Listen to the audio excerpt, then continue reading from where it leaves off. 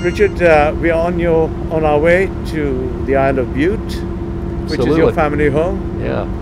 Please tell us a little bit about the journey we're just making. We're crossing from... So we're crossing from Weems Bay, we're off to Rothesay, and here we are in very unusual weather actually for west of Scotland. It's a beautiful sunny day, and we've got Rothesay there, and then we look down, and the house is way down at the south end of the island, behind that hill there, about 9 miles down the island. And then if we look behind, we've got the Isle of Arran, and then right down to the bottom end we can see the Holy Isle, and we've got the Little Cymru, and there's a lot of stuff going on around here.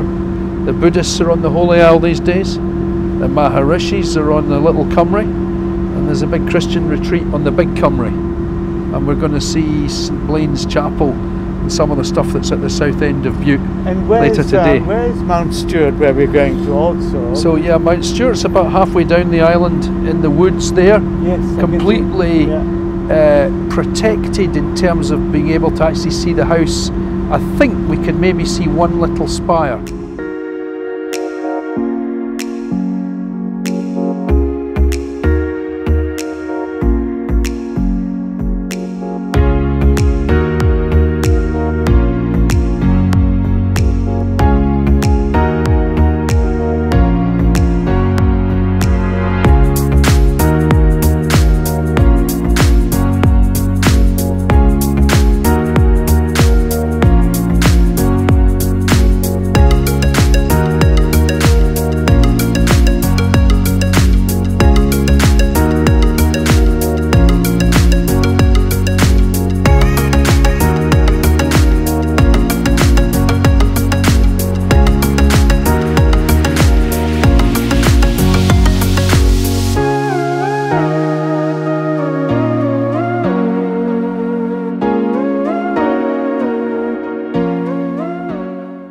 A little bit about the chapel at Mount Stuart.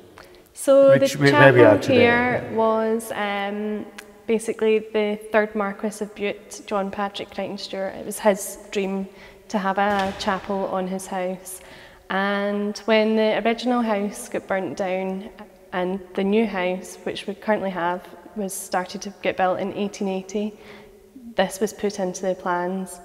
All the marble that you see here is white Carrara marble from Sicily and Italy, and yeah, it's pretty incredible when you see it. And the settings are also beautiful, aren't they?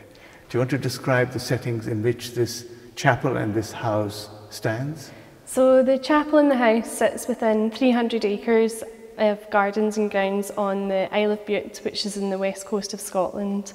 And today, luckily, you've got incredible sunshine and blue skies, so it really shows the house off to its best. When we do have sunshine at 1 o'clock during the day, we have a lovely beam of red light which lights up the altar just directly behind us, which is certainly a sight to see. And may I ask what the chapel and the house is used for? So the house is primarily a visitor attraction. It was set up by the 6th Marquess before he passed away. It's the Mount Stuart Trust, so our main focus is education, and so we have visitors every day during the summer, and yeah, the chapel gets used for events, weddings, ceremonies, that sort of thing.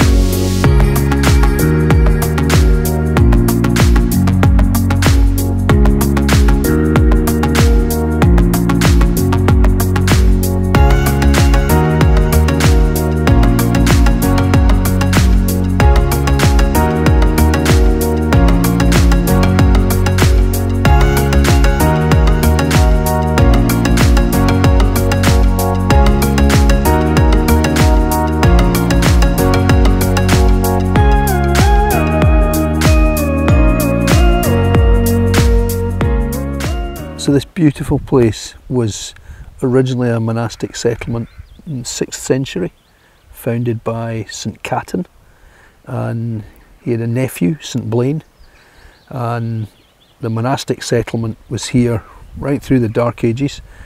And then the church which is behind us is a medieval church that was built about 1200. And we're sitting at the moment in what's the upper graveyard, and below us is a lower graveyard. And there was an element of sexism in the medieval Scots, because the men were buried on this level and the women on that level. Although higher level than those. Although interestingly, the original monastic church is literally down there on the lower level. So what was really the heart of the original community was actually down there. Although there are very few traces now. Absolutely. Except the original wall. Yeah, there's a little wall. Yeah. So it's a very special place.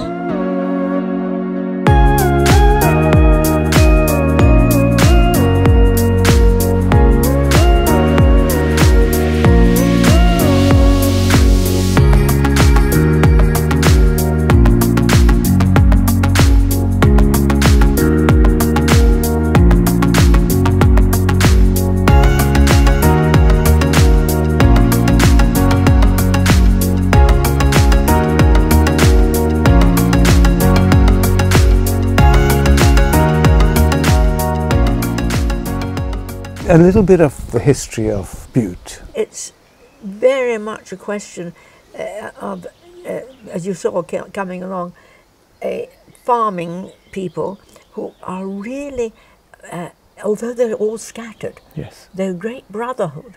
And I can tell you, if there's a funeral for anyone on the island from the farming community, they practically all turn up. The church is packed with people who don't normally go to church or haven't time to go to church. You know, so you're close. It's a close community. Yes, it's a close community. And then the town is very much a question of, a lot of people, of course, have come down from Glasgow originally. So it's really like almost, you know, a dormitory town to Glasgow. Yes, it's very Glasgow. And so that makes it very friendly. I would say they come mostly for relaxation. Yes. And to literally unwind and to walk. You know, it's just a good holiday island. I mean, you've got to sort of go back to the time, you know, when, I mean, there would be a fun fairs and that sort of thing, but there was also a theatre which used to perform.